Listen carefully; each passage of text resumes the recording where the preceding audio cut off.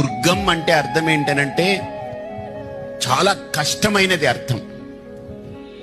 దుర్గా అంటే అర్థం ఏంటనంటే కష్టాలు ఏవైనా ఆవిడ్ని పట్టుకుంటే ఆవిడని దాటే రావాలి మన దగ్గరికి, అంత కవచంలా నిలబడుతుంది దుర్గమ్మ. అందుకనే అమ్మలగన్నయమ్మ, ముగురమ్మల మూలపుటమ్మ, చాలా పెద్దమ్మ సురారులమ్మ, కడుపారెడి బుచ్చినియమ్మ మాయమ్మ దుర్గమ్మ అంటారు. అంటే ఎంత గొప్ప పదం వాడారు చూడండి.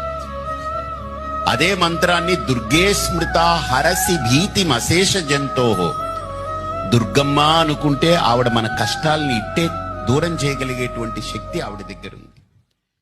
దుర్గం అంటే అర్థం ఏంటనంటే చాలా కష్టమైనది అర్థం.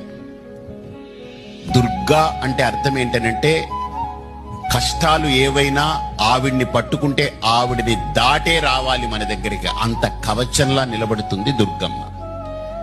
అందుకనే అమ్మలగన్నయమ్మ, ముగురమ్మల